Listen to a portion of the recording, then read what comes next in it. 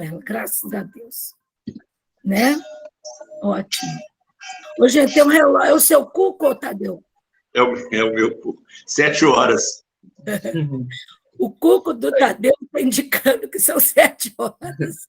Não, e quando ele está desligado, que ele fica perguntando se quer falar, porque Que ótimo. Oi, Renata. Gravando, gente. Renata Barcelos aqui nos cumprimentando. já está gravando. Agradecemos as sugestões, Renata. Você também, Carmen. Ô, Ceci, estamos aguardando você para dar início, tá, amada? Seja bem-vinda. É com você. Pera um minutinho, Renata, nos interessa conhecer esse programa Pauta Nossa, que você está aqui apresentando no chat. Por favor, nos informe, tá? Muito obrigada. Vamos fechar os microfones, porque a Ceci vai iniciar, então, a live. São 19h02. Boa noite a todos. Passo para a nossa presidente. Ceci, está fechado seu microfone. Fechado seu microfone.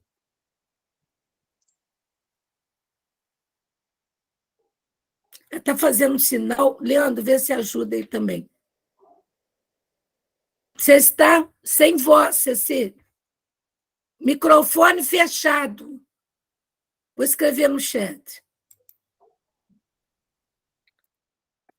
Ceci, microfone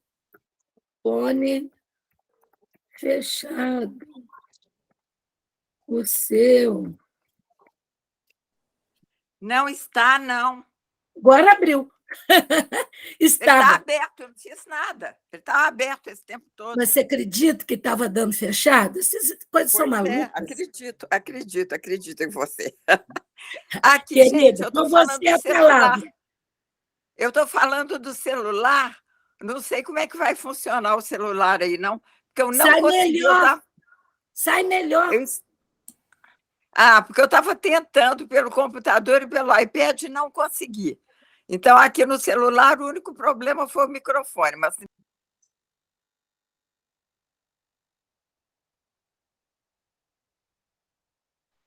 Caiu, hein? Gente, a Ceci mexeu o botãozinho errado. Ela caiu. Oi, Júlia Coelho, seja bem-vinda, que eu estou vendo aqui. Ô, gente, a Ceci caiu. Obrigada. Com certeza vai voltar. Eu acho curioso. Eu só faço pelo celular, nunca usei outra coisa que não celular. Não acontece nada, eu falo normalmente. A única coisa que você não pode... voltou. Vocês interagiram. Marisa, eu acho bom você e o Tadeu assumirem aí. Minha situação aqui está meio complicada. Apenas eu vou dar o meu boa noite aqui, agradecer muito a Cida por esse profissionalismo de, com todos os problemas, estar aqui firme para que o nosso calendário ande, tá? Muito obrigada a todos. Eu acho melhor eu nem tentar voltar. Vocês assumam tudo, porque a situação aqui está meio complicada mesmo. Agradeço a presença de todos nesse Dia das Crianças, né? Estarem todos aí colaborando, participando da nossa sessão. Muito obrigada, boa noite. Você assim, não sai não, porque está nítido, está ótimo. Não, eu fico aqui. Está ótimo aqui. Tá bom? Tá ótimo. Eu fico você uma alegria. Vocês já estão avisados que a situação aqui está meio esquisita. Então, vocês já contando com vocês, tá? Bom. Mas eu estarei aqui firme, assistindo tudo. Tá bom. Então, eu vou dar continuidade. Isso, muito obrigada. Muito agradecida, é confiança em nós, né, Tadeu? Mas, caso necessite, eu vou acioná-lo, viu, Tadeu? Mas está em tudo bem. Boa noite a todos. É com alegria que nesse Dia das Crianças, no Dia da Padroeira do Brasil, Nossa Senhora Aparecida, de que eu sou devota e tenho tudo aqui no sítio em homenagem a ela, eu a saúdo nesse momento. Não sei se outros são de outra fé, mas fé é boa em qualquer área. Bem, eu começo com a minha audiodescrição. Sou Marisa Timpone, tez clara, cabelo pretinho, curtinho, como lembrou a Carmen Silva, no look novo, brinquinho dourado, vestindo-me de preto, como me é próprio, não é? Trago para vocês, estou com um batom vermelho e um óculos novo, porque eu precisava de aumentar meu campo de visão. tá?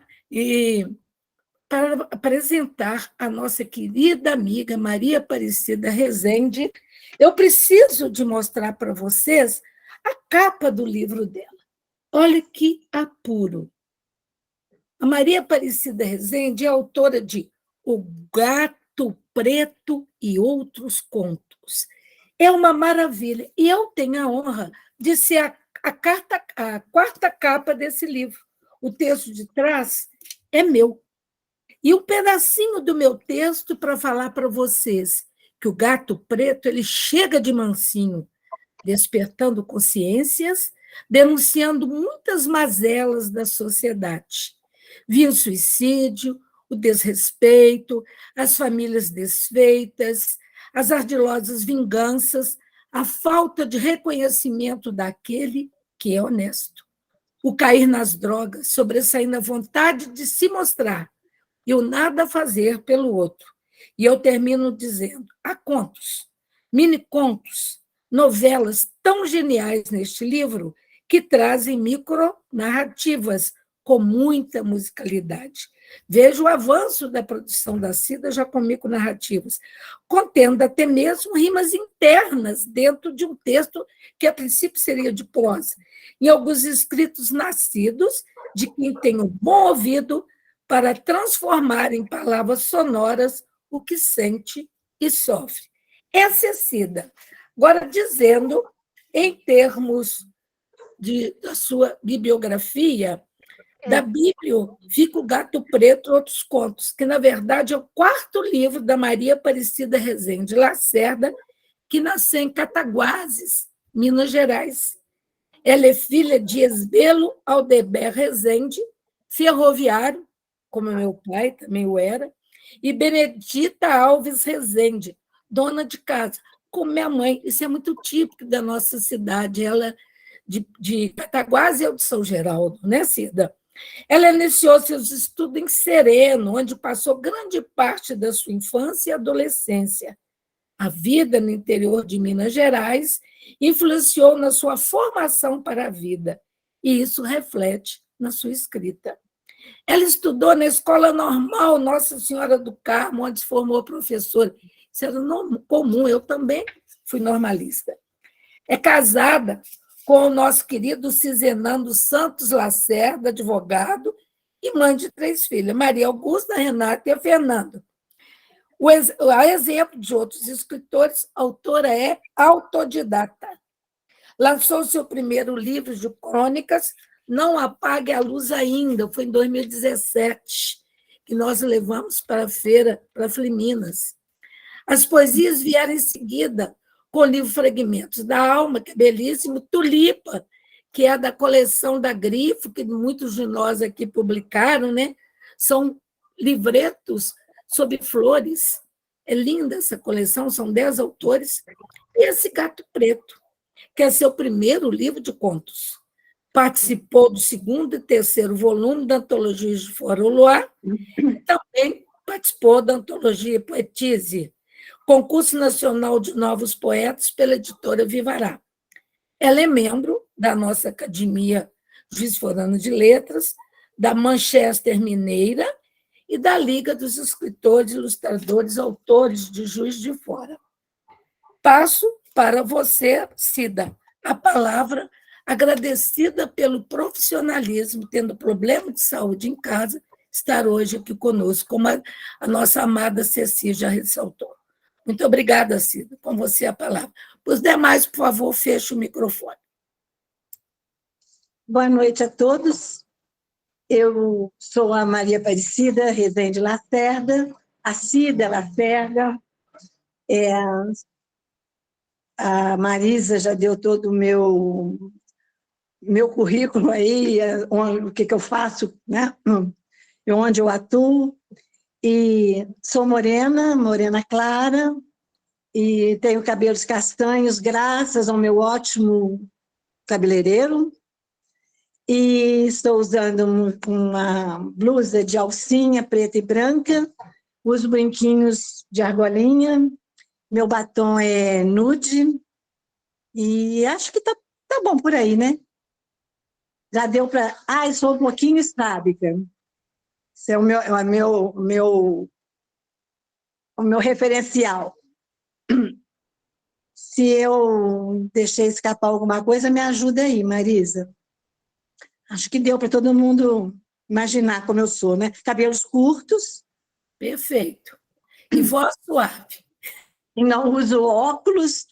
Às vezes eu tenho que usar um óculos escuro assim, porque a claridade da tela irrita meus olhos, mas vamos tentar hoje ir até o fim, sem precisar de usar o óculos. Estou aqui para falar hoje sobre o livro A História do Cerco de Lisboa, do José Saramago, e hoje é a quarta, não é? A quarta palestra sobre o Saramago. Estou muito feliz de poder participar, de poder mostrar para vocês esse trabalho, e posso iniciar, não é? Eu vou iniciar essa apresentação porque eu acho justo e necessário ler uma pequena biografia do Saramago. Ele é homenageado, né, pelo centenário dele, e essa pequena biografia, eu acho importante porque a gente conhece o escritor também pela escrita. Ele deixa a sua marca, a sua identidade, a sua essência no que ele escreve. E isso acontece em todo livro, toda obra do Saramago, ele deixa entrever essa personalidade dele. Então, José Saramago nasceu em 16 de novembro de 1922, na aldeia de Azinhaga, na província do Ribatejo. Com 2 anos de idade, sua família mudou-se para Lisboa. Filho de trabalhadores rurais, ele não pôde fazer faculdade, mas fez curso técnico em serralheria mecânica, que concluiu em 1940, ano em que conseguiu seu primeiro emprego na área. Trabalhava durante o dia e à noite dirigia-se a uma biblioteca municipal para ler. Seu primeiro livro publicado foi o romance Terra do Pecado, em 1947. No ano de 1955, começou a trabalhar como tradutor e filiou-se ao Partido Comunista Português. Além de tradutor, Saramago foi crítico literário na revista... E a garganta está ruim, tá? Me desculpe, mas eu tenho que dar uma raspadinha aqui, um golinho de água para ver se melhora isso. Ele foi crítico literário na revista Seara Nova, nos anos de 1972 e 1973. Trabalhou no jornal Diário de Lisboa. Em 1974, depois da Revolução de 25 de Abril, a Revolução dos Cravos, organizou uma equipe do Fundo de Apoio aos Organismos Juvenis do Ministério de Educação. Em 1998, ganhou o Prêmio Nobel de Literatura. Sua obra mais polêmica foi o Evangelho segundo Jesus Cristo. Esse aqui. E esse livro gerou muitas críticas ao autor na época da publicação. A sua obra mais conhecida é Ensaio sobre a Cegueira, de 1995, devido à sua bem-sucedida adaptação para o cinema. Neste mesmo ano, ele foi laureado com o Prêmio Camões, o mais importante prêmio literário da língua portuguesa. Saramago é um escritor polêmico, quer pela forma como escreve, quer pelos temas que aborda. Ele é definitivamente um autor comprometido socialmente, e esse comprometimento reflete-se na sua escrita, pela crítica social e religiosa, pelos retratos da sociedade portuguesa atual e mais remota. José Saramago consagrou-se como um escritor extremamente original. Eu queria saber se o barulho da rua está atrapalhando, porque Não, está nítido. Tá? Tá. Suas obras, com enredos inusitados e intrigantes, chamam a atenção de leitores do mundo inteiro, não só pela originalidade das histórias narradas, mas, sobretudo, pelo modo criativo com que a linguagem, principalmente no aspecto sintático, é formulada. Crítico da desigualdade e da injustiça social, o autor, que teve uma origem extremamente humilde, figura como um dos mais importantes escritores contemporâneos, tendo inúmeras de suas obras adaptadas para o cinema. Os livros de Saramago são atos linguísticos e filosóficos. Linguísticos porque sua forma de escrita e seu vocabulário são desafiadores. Há um prazer sonoro na leitura e uma dificuldade em entender os significados. Algumas palavras e expressões encontradas no livro A História do Cerco de Lisboa não são usadas por nós, brasileiros. Outras caíram em desuso, visto que a obra em estudo foi escrita em 1989. E ainda outras não são usadas na língua cotidiana. Filosófico, porque o autor não hesita em tecer considerações por toda a trama. Estes dois elementos criam uma obra substantiva, mas simples em seus contornos gerais. O autor, que morreu em 18 de junho de 2010, sabia da importância da sua obra, como disse certa vez em uma entrevista. Utiliza o romance como veículo para reflexão. Lançado no final dos anos 1980, História do Cerco de Lisboa faz parte da série de romances históricos, que inclui outros títulos conhecidos como Memorial do Convento, Jangada de Pedra, Levantado do Chão e outros.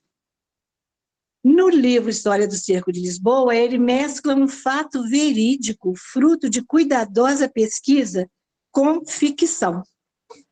O livro aborda a libertação de Lisboa do jugo dos mouros.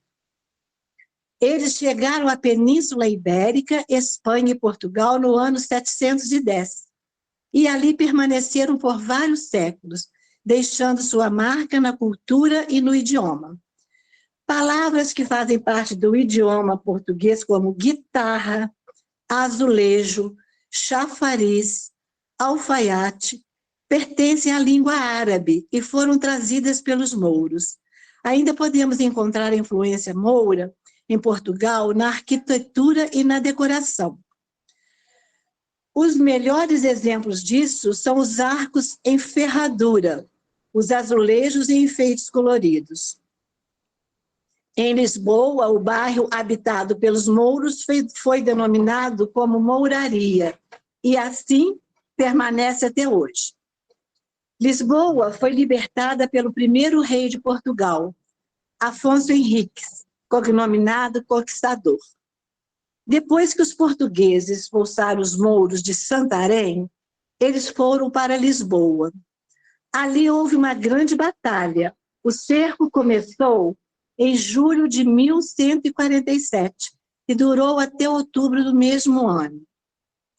Quando os mouros foram intimados a deixar Lisboa, eles se fecharam dentro de um castelo e passaram a resistir às tropas portuguesas que eram auxiliadas pelos cruzados.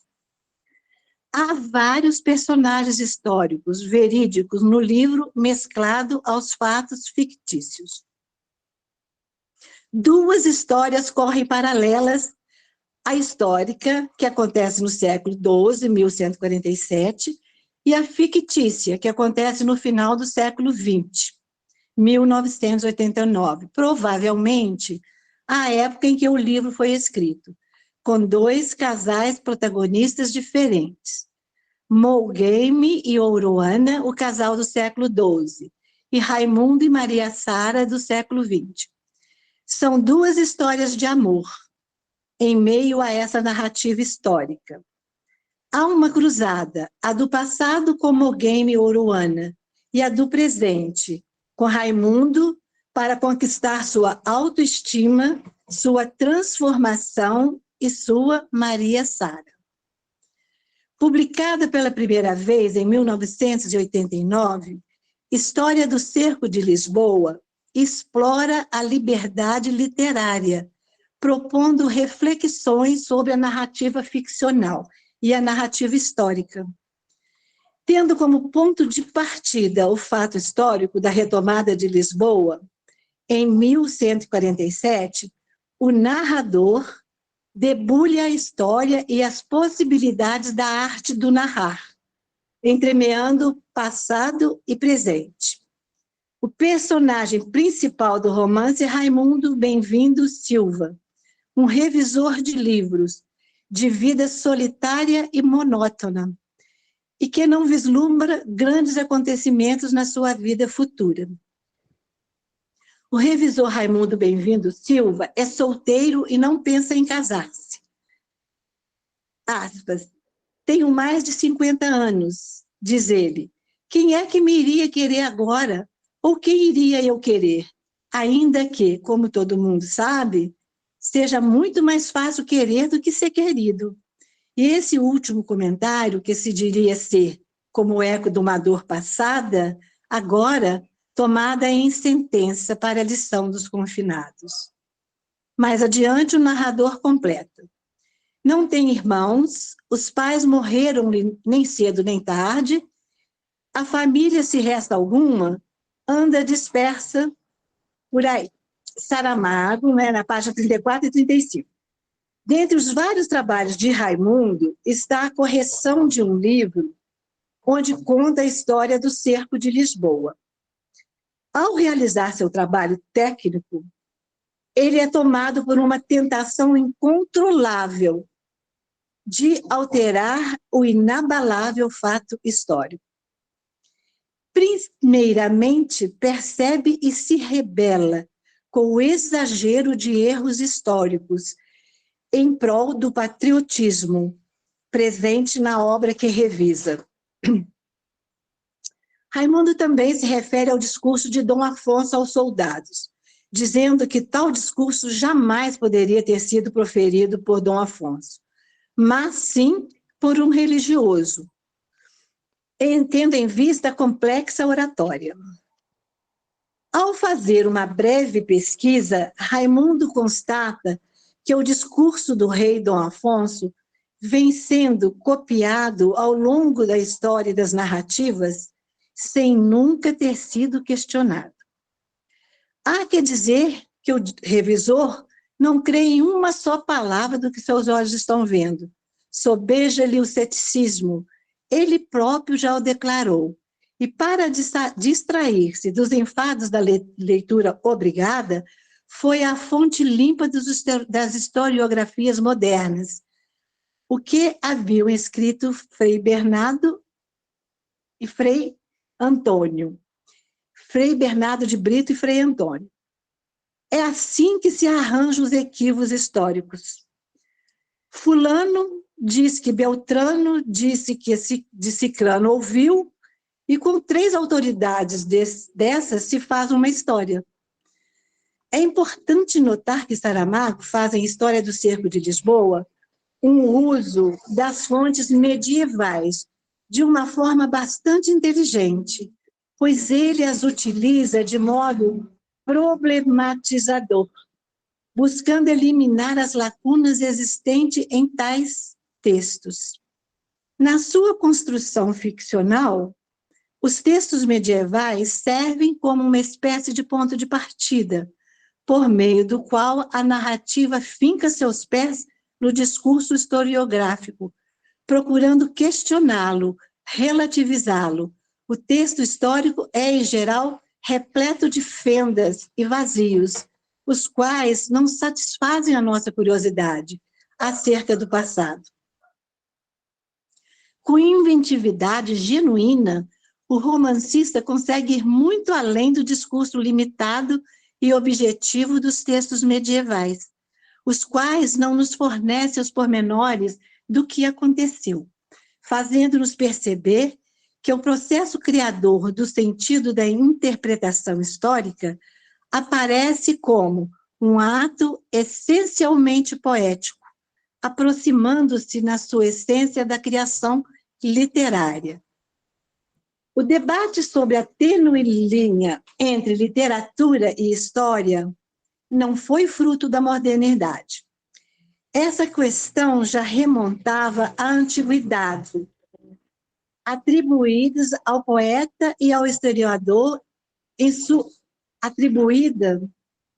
Peraí, eu me perdi aqui, vou voltar um pouquinho. O debate sobre a tênue linha entre literatura e história não foi fruto da modernidade. Essa questão já remontava à antiguidade clássica. Aristóteles distinguiu as funções atribuídas ao poeta e ao historiador em sua poética. Segundo ele, se torna óbvio que a função do poeta é não contar o que aconteceu, mas aquilo que poderia ter acontecido, de acordo com o princípio da verossimilhança e da necessidade. Assim, os papéis entre um e outro se diferem pelo fato de um relatar o que aconteceu, o outro o que poderia ter acontecido. O aprofundamento dessas questões proporcionou uma ampliação tanto dos domínios pertencentes ao historiador, como também ao papel legado poeta. À vista disso, o poeta começa a se imiscuir nos domínios do historiador, compondo não só aquilo que poderia ter acontecido, segundo Aristóteles, mas também aquilo que aconteceu. Outras vezes, aquilo que aconteceu entrecruzado por aquilo que poderia ter acontecido. A inclinação que a história apresenta pelo literário e a fascinação do literário pela história oportunizam cada vez mais a afluência entre ambos. Literatura e história se adentram mais e mais uma no mundo do outro. Se a história tende assim para o literário, não é menos evidente que a ficção, de modo geral, sonhe penetrar nos domínios seguros da verdade histórica. Para Raimundo Silva, aquela leitura de absurdos históricos foi se tornando um martírio. Ele pensou em acrescentar deleatudes do início ao fim do texto. No entanto, seu compromisso de revisor sensato predominou por mais algum tempo, até ler o trecho que relata a ajuda recebida pelos portugueses dos cruzados, fundamental para a vitória contada pela história. Raimundo sentiu-se profundamente provocado por aquela sentença, se ela dissesse a ele, aspas, faz de mim outra coisa se és capaz. Não antes de pensar bastante, dividido entre a tentação e a ordem, Raimundo, em plena consciência, atreve-se a infringir o código deontológico do revisor.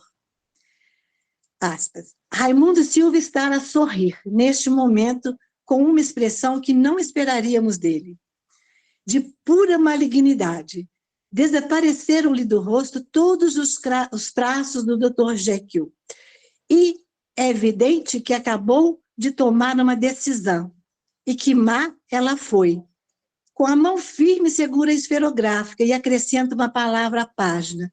Uma palavra que o historiador não escreveu, que, em nome da verdade histórica, não poderia ter escrito nunca. A palavra não. Agora, o que o livro passou a dizer é que os cruzados não auxiliarão os portugueses a conquistar Lisboa. Assim está escrito, e, portanto, passou a ser verdade. Ainda que diferente o que chamamos falso, prevaleceu sobre o que chamamos verdadeiro. Tomou o seu lugar. Alguém teria de vir contar a história nova. Ao inserir um não na sequência narrativa e alterar um fato histórico incontroverso, Raimundo altera mais que a narrativa do Cerco de Lisboa. Seu não é o gatilho para transformações em sua vida e para frutíferas reflexões sobre o registro da história e dos limites da arte. O não de Raimundo Silva foi um ato de insubordinação consciente. Ele sabia que o que ele fez haveria de ter consequências, mas ele estava calmo e determinado.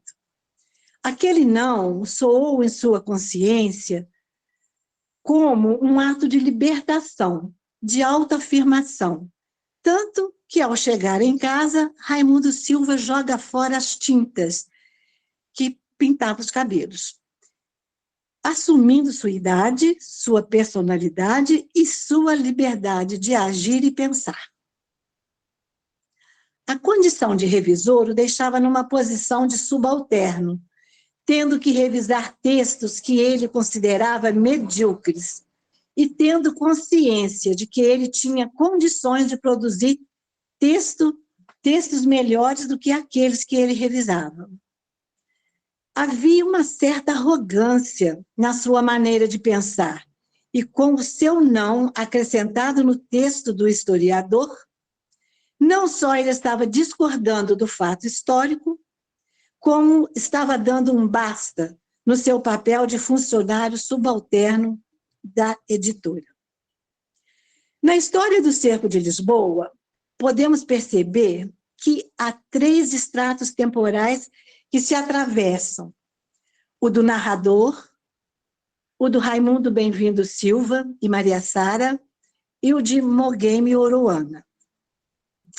Este último é o único que tem uma data bem definida, 1147, ano em que ocorreu o chamado Cerco de Lisboa, evento histórico que culminou, de acordo com uma perspectiva eurocêntrica e cristã, na reconquista da cidade, então dominada pelos mouros. Para essa tomada de Lisboa, os portugueses, comandados por Dom Afonso Henriques, contaram com o auxílio dos cruzados. Já aquele primeiro extrato temporal, o do narrador do romance, é indefinível, presentificando-se a cada leitura. Enquanto o segundo, concernente à história de Raimundo Silva e Maria Sara, dá-se num passado próximo, que ainda pode ser considerado contemporâneo, embora essas 3 camadas de tempo dessa obra saramaguiana sejam ficcionais, elas são concebidas nesse trabalho à semelhança dos estratos do tempo propostos por Reinhard Koselleck, no campo da historiografia, os quais remetem a diversos planos com durações diferentes e origens distintas, mas que, apesar disso, estão presentes e atuam simultaneamente. Assim, eles permitem reunir em um mesmo conceito de contemporaneidade e do não contemporâneo um dos fenômenos históricos mais reveladores. Muitas coisas acontecem ao mesmo tempo, emergindo em diacronia ou em sincronia, de contextos completamente heterogêneos. Posto isso, é preciso ressaltar que as relações entre ficção e história na produção literária de Saramago já foram amplamente analisadas por pesquisadores como Tereza Cristina Cerdeira da Silva, Ana Paula Arnaud e outros.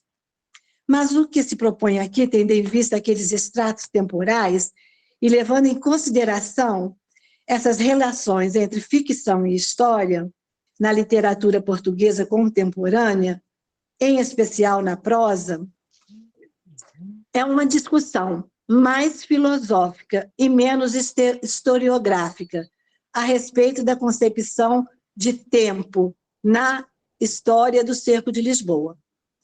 Essa reflexão, pautada pela filosofia, parece pertinente, entre outras coisas, porque o próprio personagem central do romance, o revisor Raimundo Silva, admite sua vocação para ser filósofo. não se devendo desconsiderar, evidentemente, a ironia desse trecho. Ironia, aliás, que permeia toda a obra. O revisor chega a essa conclusão ao lembrar-se de um diálogo que teve com o historiador, autor do livro historiográfico, sobre o cerco de Lisboa ser revisado. Nesse diálogo, que se dá nas primeiras páginas do romance, Raimundo Silva elucubra acerca da relevância do ofício que ele exerce. Aspas. Porque os tempos deixaram de ser noite de si mesmos quando as pessoas começaram a escrever ou a emendar, torno a dizer, que é obra de outro requinte e de outra transfiguração. Ao que responde o historiador. Creio perceber nas suas palavras uma certa amargura cética. E emenda o revisor. Vejo-a mais como um ceticismo amargo. Como um filósofo cético, Raimundo Silva emprega a ironia para questionar as supostas verdades históricas, pois, segundo ele mesmo, tudo quanto não for vida é literatura. E mais à frente ele diz, a história, sobretudo, sem querer ofender.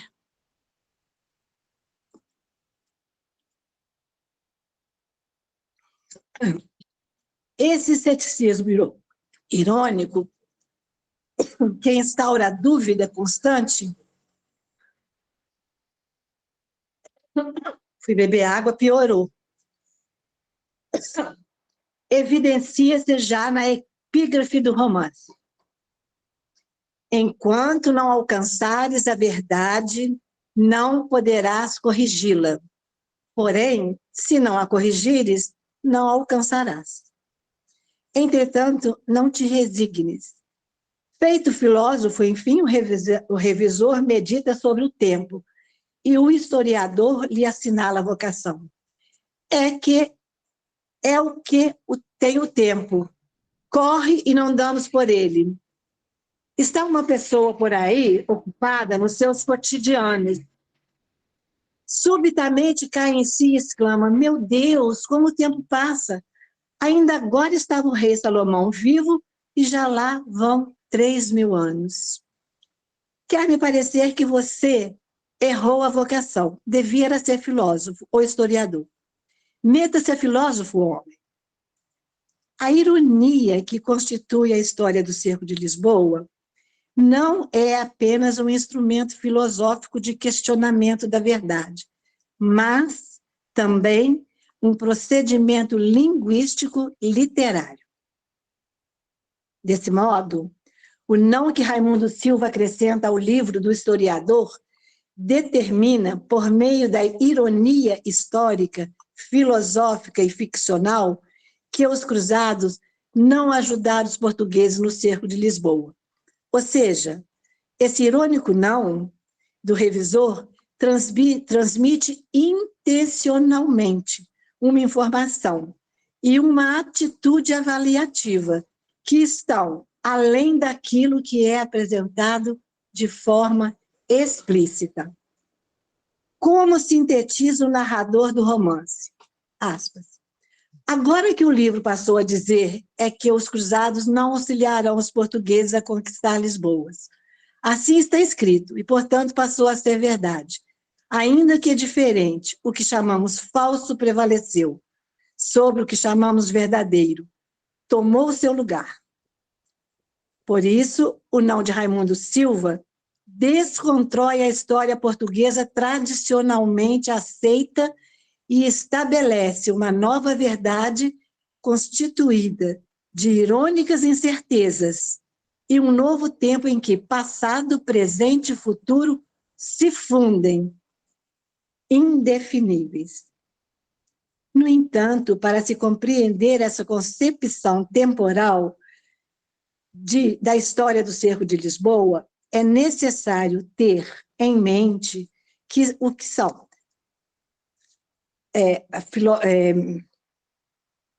filosófica, historicamente, diversas as noções de tempo. Na teologia cristã, Deus, que está fora do tempo, foi quem o criou, e é a sua causa onipresente. Por conseguinte, em todos os acontecimentos históricos, há a presença divina. O sentido primeiro e último da história e do próprio tempo é, portanto, Deus. Em suas Confissões, Santo Agostinho declara, por exemplo, que Deus, tu fizeste todo o tempo e és antes de todo o tempo, e não houve um tempo em que não fizeste algo, porque tu fizeste o próprio tempo. E nenhum tempo é coeterno contigo, portanto, tu permaneces, mas ele, se permanecesse, não seria tempo. Em seguida, o mesmo Santo Agostinho questiona-se sobre em que consiste propriamente o tempo. O que é o tempo, então? Se ninguém me perguntar, eu sei. Mas, se quiser explicar a alguém que me pergunte, não sei. Mas é com segurança que afirmo. Saber que, se nada passasse, não haveria tempo passado. Se nada sobreviesse, não haveria tempo futuro. E se nada fosse, não haveria tempo presente. Logo, aqueles dois tempos, passado e futuro, em que sentido eles são? Se o passado não é mais e o futuro ainda não é. Mas o presente, se fosse sempre presente, não se tornasse passado, não seria presente sim eternidade. Logo, se o presente, para que seja tempo, há de se tornar passado, como podemos dizer a respeito dele também, que é, se a razão de sua existência é deixar de ser. Complicado, né? Santo Agostinho. De maneira que não afirmamos como verdade que o tempo é, senão porque tende a não ser. Respondendo a esses questionamentos, ele próprio, Santo Agostinho, conclui que, não se podendo conceber nem o futuro, nem o passado, o que há rigorosamente são três tempos. O presente do passado, o presente do presente e o presente do futuro. Estes três, de fato, estão na alma, de alguma maneira, e não os vejo em outro lugar.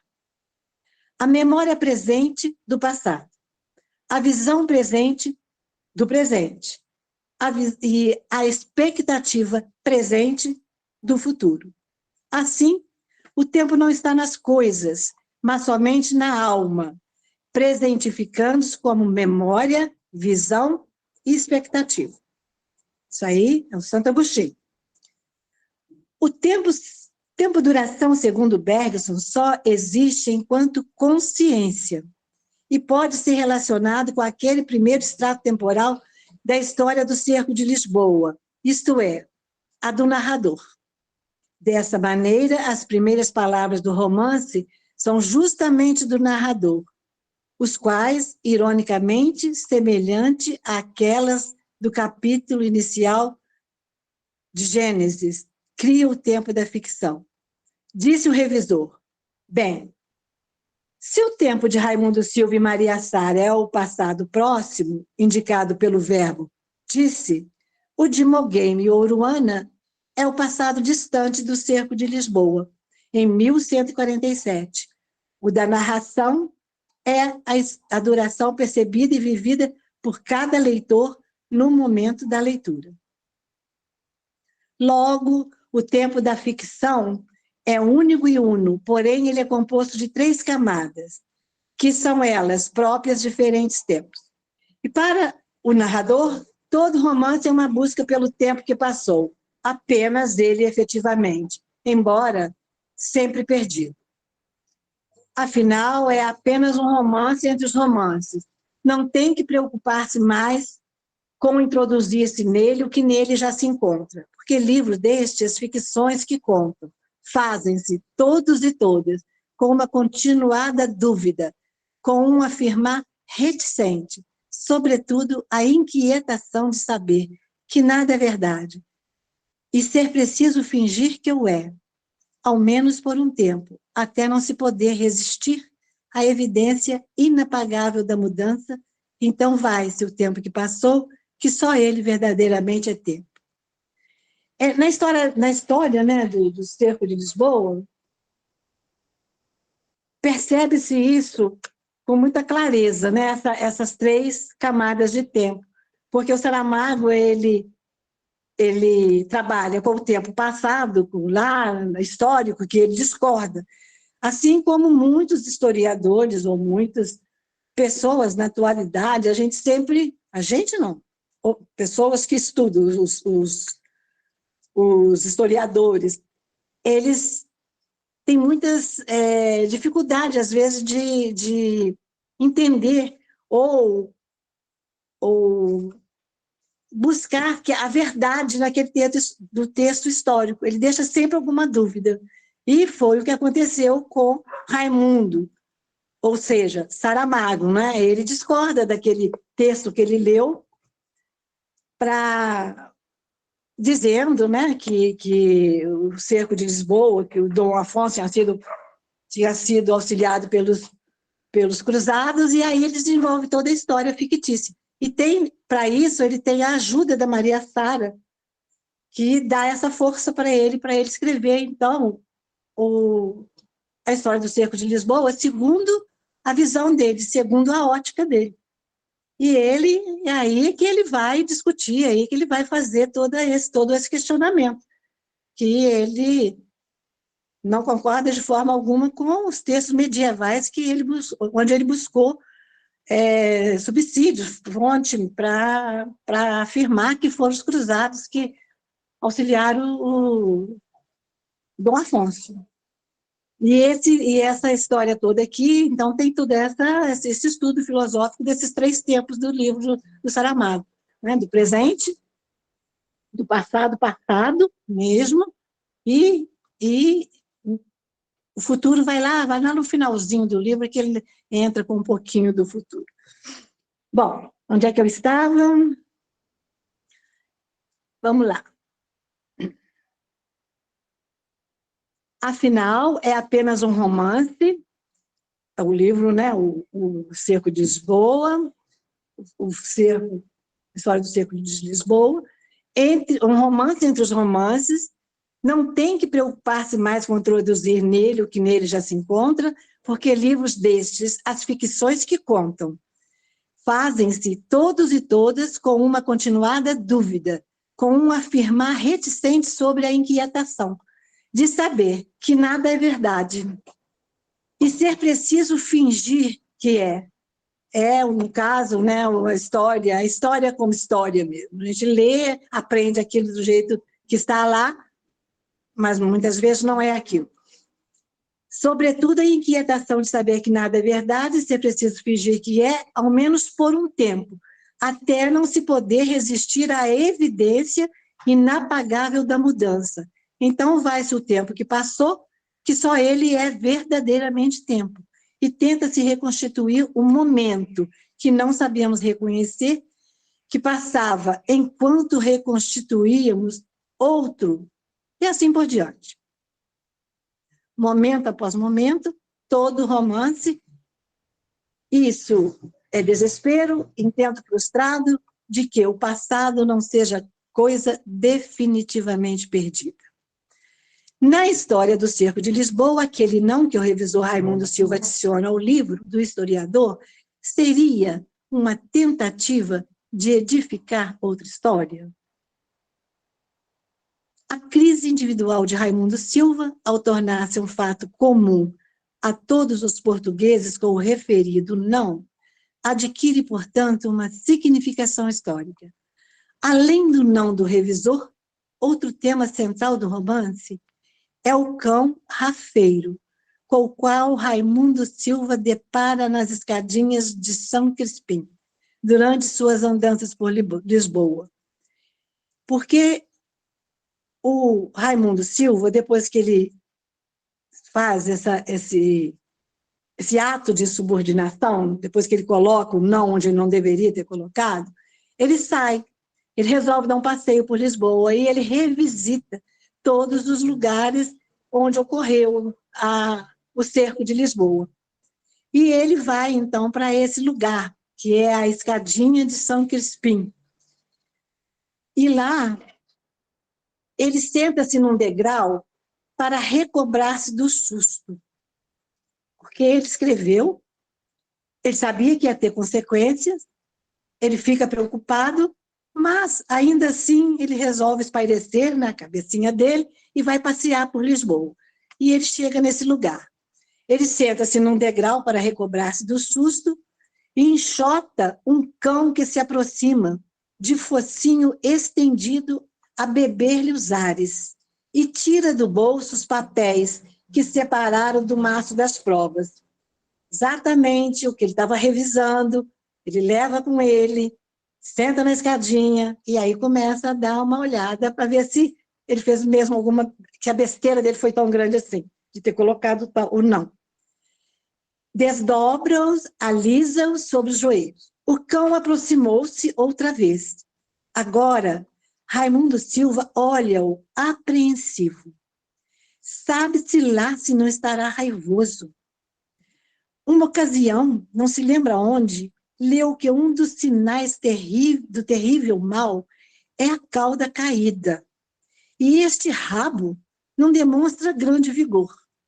Mas será por causa do mal passadio, que bem se lhe vêm as costelas ao bicho.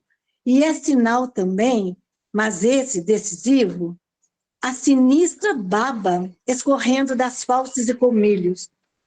Ora, o cão rafeiro em presença, se saliva, será por estímulo de um cheiro de comida em preparação aqui nas escadinhas de São Crispim. O cão, tranquilizemos-nos, não está raivoso. Se fosse do tempo dos mouros, talvez, mas agora, numa cidade como esta, moderna, higiênica, organizada, até mesmo esta amostra de cão vadio é de estranhar.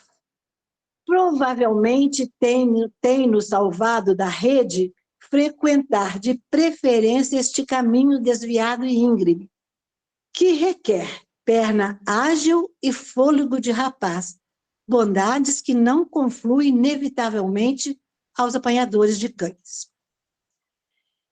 Marcos Aparecido Lopes sintetiza a importância de tal episódio nos seguintes termos.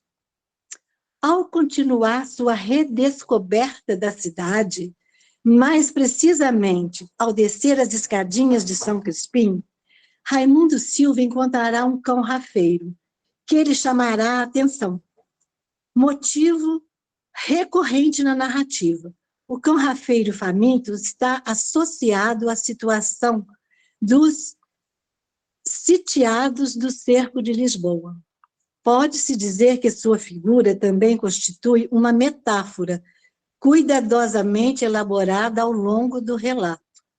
E é essa metáfora da figura do cão que reaparece ao encerrar a narrativa num diálogo de Raimundo e Maria Sara, isso no finalzinho do livro.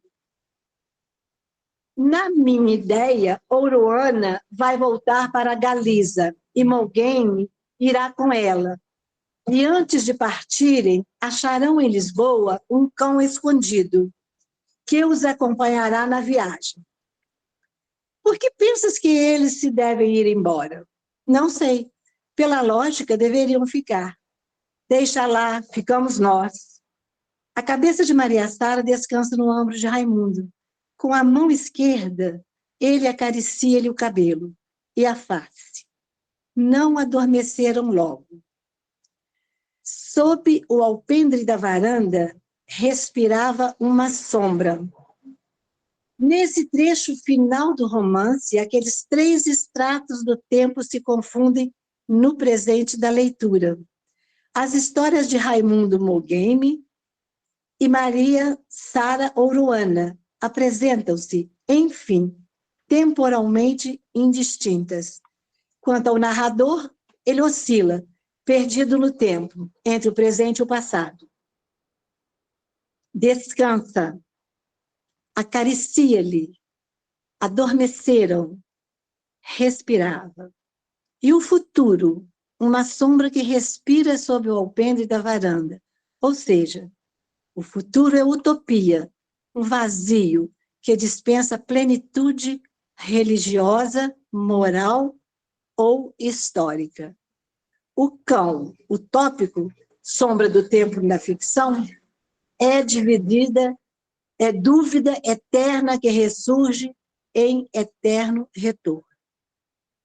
Então, esses 3 tempos, no final do romance, ele fica distinto, né? Ele fica explicado nessa colocação, nos tempos verbais, né? Descansa, acaricia-lhe, adormeceram, respirava. Só faltava o futuro, nos tempos verbais aqui, que fica com o tópico. É ele que é o futuro na visão de Saramago. Bom, sobre a história de Lisboa, o próprio Saramago disse: digamos que não me satisfaz aquilo que os textos históricos me dizem. Informam-me, esclarecem-me, evidentemente, porque é justamente para isso que a história se faz, que a história se escreve, mas a verdade é que me deixa sempre com essa sensação de falta, de ausência. Falta aqui qualquer coisa, e digamos que com este romance, com o meu trabalho de ficção, é certamente por vezes como se eu quisesse, mas também, às vezes, e talvez mais do que isso, é como se eu quisesse acrescentar, como se quisesse dizer: atenção, o que disseram está bem, mas falta qualquer coisa que eu venho dizer. De resto, quando da conversa inicial entre o revisor e o autor, o revisor chega ao ponto de dizer que a própria história é a literatura. Digamos que, no fundo, é isso mesmo. Isso foi dito por Saramago. Também, numa outra entrevista à revista Vértice, uma revista portuguesa, ele revela que, para ele, a história é, na verdade, uma forma de literatura. Declaração que deixa nítido que Raimundo Silva representa, dentro da narrativa, o pensamento saramaguiano, na conversa que o revisor tem com o historiador. Nesse belo e frutífero diálogo, Saramago conseguiu condensar, em poucas páginas, toda uma discussão sobre as relações entre história e literatura. O trecho a seguir, retirado da conversa entre o revisor Raimundo Silva e o historiador, é bastante elucidativo. Aspas. Recordo-lhe que os revisores são gente sóbria, já viram muito de literatura e vida. O meu livro, recordo-lhe eu, é de história. Assim, realmente o designariam segundo a classificação tradicional dos gêneros. Porém, não sendo o propósito meu apontar outras contradições, em minha discreta opinião, senhor doutor, tudo quanto não for vida é literatura. A história também, a história sobretudo, sem querer ofender.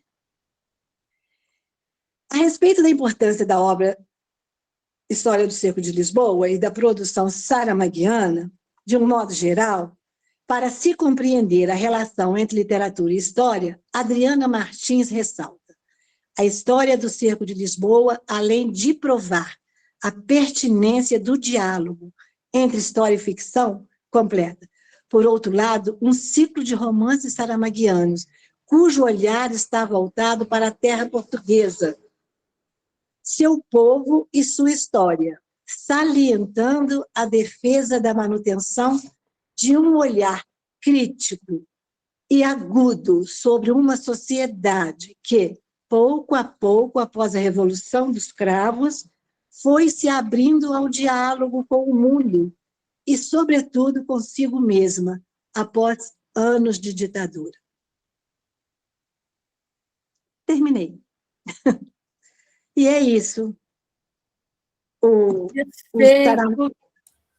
Saramago, ele tem essa preferência por temas históricos, ele gosta de trabalhar. A gente tem todo esses outros livros que ele escreveu, né, o Memorial do Convento, e como é que é como é aquele do... Oh, meu Deus, faltou aqui. Enfim, eu estou com um monte de livro dele aqui, mas não são os que eu quero. Eu tenho aqui que a Rosângela fez, que eu adoro, acho um espetáculo, o Ensaio sobre a Cegueira, o Evangelho segundo Jesus Cristo, E eu tenho vários, porque eu sou fã do Saramago, embora no começo eu achei bastante difícil a leitura, principalmente pela forma da escrita, né? da forma. Eu me assustei um pouco com aquela falta de ponto e a vírgula no lugar do ponto final, mas depois eu fui me acostumando e fui achando aquilo muito interessante, e aí cada vez eu queria mais e mais me embebedar de Saramago. E foi esse o trabalho que eu preparei para vocês. Se tiver alguma uma outra informação ou outra questão a respeito do livro, né? Eu achei o Raimundo, um Raimundo muito interessante, porque essa vivência na editora, né? O Saramago vem bem salientar isso, que às vezes você está numa função e querendo estar em outra, que é o caso do Raimundo, né? O Raimundo ele já estava chateado, aborrecido, de só ficar revisando, e o sonho dele era ser escritor. Para, no fim do livro, ele também achar que ele não seria escritor. É muito interessante. Tem toda essa... Ele fez todo esse ato de insubordinação, escreveu o livro, e, no fim, ele achou que não é bem isso que eu devo ser.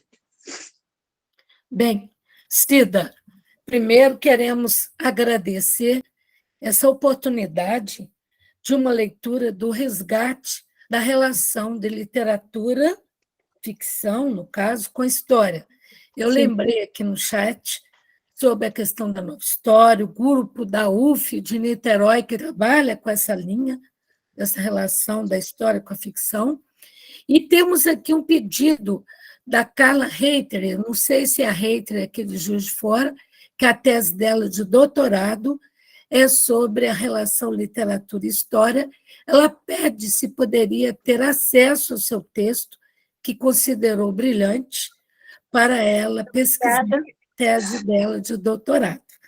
E também há outros comentários importantes aqui no chat que você poderá ver, muitos elogios pela precisão da sua exposição, a gentileza de nos atualizar, inclusive em termos bibliográficos, e eu gostaria de pedir uma inscrição, após essa primeira fala minha, que é do Tadeu, que nós dialogamos no chat também, por causa dos cães, da grande metáfora do cão.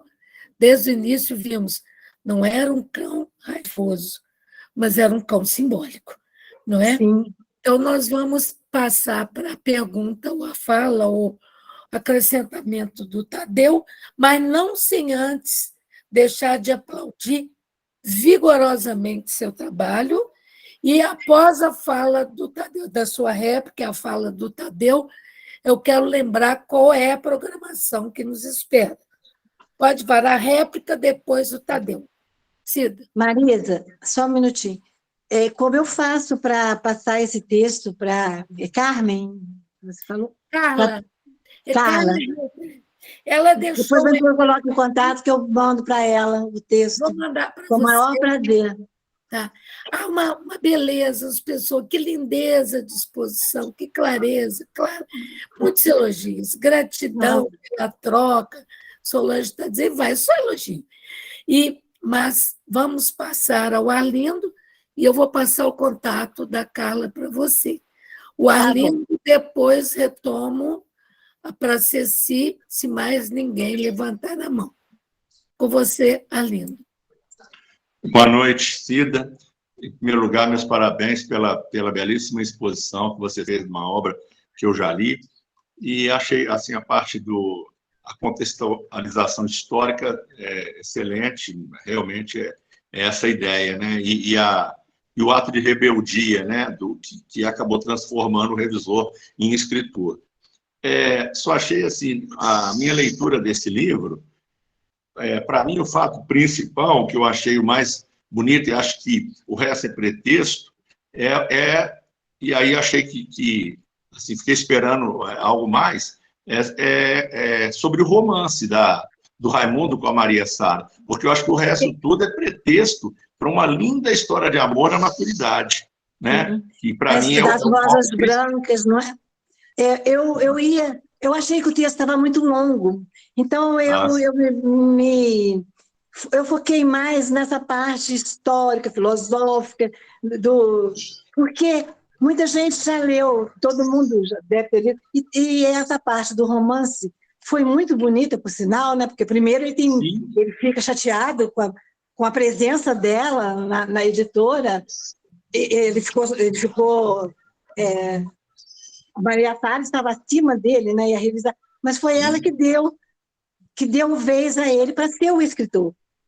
Aí eu achei muito bonito o lance, aquela timidez, aquela coisa da rosa branca, que é muito bonito o romance deles. Não é muito bonito. Mas aí eu pensei assim, vai ficar muito longo, né? E eu não queria dar spoiler também, porque né, eu cheguei a fazer um resumo são 18 capítulos. Eu cheguei a fazer um resumo pequeno, um resumo mesmo de cada capítulo, mas aí eu achei que estava muito grande. E eu tentei fazer a leitura e cronometrar. Falei, nossa, eu vou ultrapassar, vou ficar não sei quanto tempo falando, né? Então, eu deixei o romance, que é lindo, para cada um pegar o livro, ler e se deliciar com ele. Entendeu? Foi por isso que eu não toquei. Muito obrigado. E acho que realmente vale a pena a leitura para quem não leu, porque é uma linda história de amor, né? Com a genialidade do Saramago, que ele usa o pretexto, que inclusive bota o título, né? Nem de longe a pessoa imagina que vai ser uma história de amor. Pois é, exatamente. Muito bom, uma boa noite, muito obrigado. Sinto muito, Tadeu. O romance, sinto muito. Antes de passar para a Ceci, que está inscrita, gostaria de lembrar vocês que uma história de amor sempre nos fascina, né? E muito importante essa recuperação do discurso histórico e literatura. Eu saúdo e aplaudo a Cida pela precisão teórica, como ela trabalhou também o texto. Isso, para mim, foi de extrema importância. Eu, como professora de literatura brasileira, acho importante que nós tenhamos alguém nos trazendo um arcabouço teórico por debaixo dessa leitura, ou abaixo ou acima dessa leitura. Antes de passar para a Ceci, e agradecer mais uma vez a Cida, eu lembro que 19/10 teremos a Josiane Neto com ensaio sobre a lucidez. Dia 26/10, o Arlindo, que acabou de vos falar, que fará o livro Que Farei com Este Livro. Pulamos o dia 2/11 pela data, né? Feriado nacional. Vamos para 9/11, com José Geraldo Heleno, In Nomine Dei. E finaliza o nosso curso, nosso grande Wagner Lacerda, proponente do curso, estudioso Saramago, com ensaio sobre a cegueira. Dos comentários do chat, achei muito interessante um da Flávia Alfred também, que ela diz: a cada aula dessa, cada livro, dá vontade de ler ou reler o Saramago. Acho que está aí grande mérito também. Afora as questões como essa, a função de um revisor, como nasce um escritor, são questões múltiplas que o nosso querido Saramago nos traz. Eu vou solicitar a Carla que coloque no nosso grupo também, no terceiro ciclo, o seu e-mail, né, Carla? Eu já copiei para a Cida fazer o contato com você. Beijo grande, por favor, Ceci, talvez para terminar, porque não vi outra mão levantada. Eu tenho que falar rapidamente, porque eu estou caindo, a internet está caindo toda hora. Eu não sei, me parece até que, não sei se vocês veem escrito, para mim eu vejo saiu da reunião. Então, volta e meia, cai a internet e aparece que saiu da reunião. Eu não pude acompanhar bem, então, por causa desses problemas, mas verei depois na gravação integralmente, mas pelos pequenos pedaços que eu fui vendo intercalados, deu para perceber a segurança e a clareza da exposição da Cida. Então, agradeço mais uma vez o esforço dela com toda essa problemática que vem enfrentando, de se apresentar, e maravilhosamente, como deu para se observar, né? Agradeço muito, então, a todos e deixo o meu boa noite com agradecimentos à Marisa, que comandou aí, me livrando dessa preocupação, porque eu ia ficar muito assustada com essa internet caindo. Muito obrigada, tá, a todos. Obrigada, Marisa, querida. Pode ser assim. é o seguinte, eu tenho aqui, mas se o Tadeu quiser, se der tempo, eu tenho o resumo de cada capítulo que vai desenvolver exatamente a história de amor, aquela coisa toda. Entendeu? Mas eu acho que não tem tempo para isso, né? São 18 pequenininho, mas eu ocuparia mais tempo, enquanto muitas pessoas devem querer falar. Eu ocuparia todo o tempo né, dedicado a esse.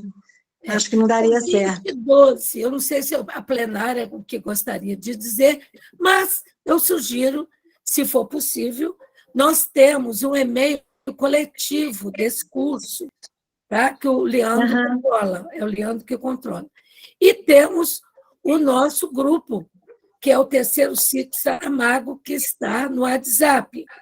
E temos também o nosso e-mail da JL. Aí, o que for decidido, por mim, em termos de tempo, essa é a minha função aqui de controladora do tempo, eu sinto assim como um poder que eu não gostaria de ter, porque eu gosto de ouvir cada vez mais. Tá? Então, eu pergunto ao nosso presidente, Ceci, solicitamos, então, que ela encaminhe para nós os resumos a posteriori, né? Pode ser, Ceci? Pode ser, Adel? Eu não sei o que foi falado, porque tinha caído outra vez. Eu acho que bom, pode eu deixar sei. no grupo, né? Porque, para não estender demais, já são 8h13, né? Não, 23. Você me Então, passa a mensagem, aos por demais, favor, Marisa, você passa para mim a mensagem passo. no WhatsApp, tá? Para eu poder saber, Tá porque eu bom. não ouvi essa fala. Tranquilo. Obrigada. Eu agradeço a presença de todos, em nome da JL, da nossa presidente, com essas dificuldades tecnológicas aqui. Agradecemos aos amigos, aos professores do Brasil e fora, de outros países que estão aqui conosco. Hoje podemos conversar um pouquinho com a Carmen, que até nos convidou para participar, não é, de um programa, depois se reitera, viu, Carmen? O chat estará disponibilizado, como também essa palestra maravilhosa de hoje. Então, nós já tivemos apresentações maravilhosas no Saramago. Beijo grande para todos. Muito obrigada. Cida, beijo na alma. Tá? Você nos fez muito bem. Muito obrigada. Beijo para todos. Fique à vontade. Vamos fazer um aplauso coletivo para Cida? Abra os microfones, por favor. Obrigada. Foi o maior prazer. Foi o maior prazer fazer esse trabalho. Eu me dediquei bastante e eu queria exatamente contribuir nesse curso, e outros que virão por aí podem contar comigo. Ótimo. Boa noite a todos. Boa noite. Vou solicitar o Leandro que feche, por favor. A gravação está havendo interferência de algum outro contato aí. Tá bom? Beijo grande para todos. Boa noite para todos. Até quarta que vem com a Josiane. Não se esqueça, hein? Tchau. Josiane, beijo, obrigada. Sobre a lucidez. De nada, Valdeia. Seja bem-vinda. Muito obrigada, adorei. Foi lindo. Super importante. Muito lindo. Boa noite, gente. Um cheiro para vocês. Um cheiro. Um beijo para você. Boa noite, gente. Boa noite. Boa Valeu, noite. muito obrigado. Obrigada, Boa noite. Obrigada, Rose. Obrigada, Marisa. Obrigada pela oportunidade. Beijo, Obrigada. linda. Beijo Boa para noite. todos. Boa noite. Beijo, Pois Maria é, Aparecida. Muito